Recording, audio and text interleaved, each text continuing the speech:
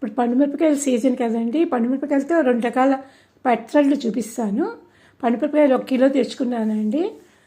ఏంటంటే ఫస్ట్ చిన్న ముక్కలు తరిగేసేసి అందులో ఏంటంటే నిమ్మకాయ పిండేసాను అనమాట. ఉప్పు వేసేసి ఒక 3 డేస్ ఉంచేసాను.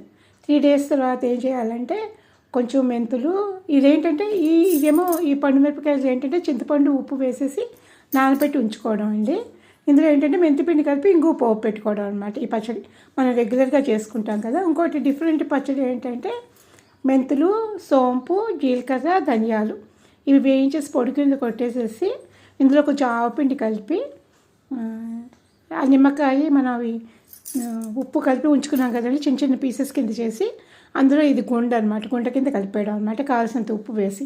ఇవి నిమ్మకాయలో ఉప్పులో నానిపోయి ఉండడం వల్ల ఈ మిరపకాయలు కారం ఉండవండి, బాగుంటాయి. ఏంటంటే కొంచెం నూనె కాగబెట్టేసి పప్పు నూనె అందులో ఈ పొడి వేసేసి ఈ ముక్కలు కూడా వేసేయడం అనమాట. ఇది ఒక రకమైన చట్నీ అండి. ఇది ఎక్కువగా మనకి గుజరాతీ వాళ్ళు చేసుకుంటారండి ఆ పచ్చడి. అది కూడా బాగుందన్నమాట. 2 రకాలుగా చేసుకోవచ్చు. మళ్ళీ కలిపేటప్పుడు కూడా 2 నిమ్మకాయలు కలిపాను అనమాట.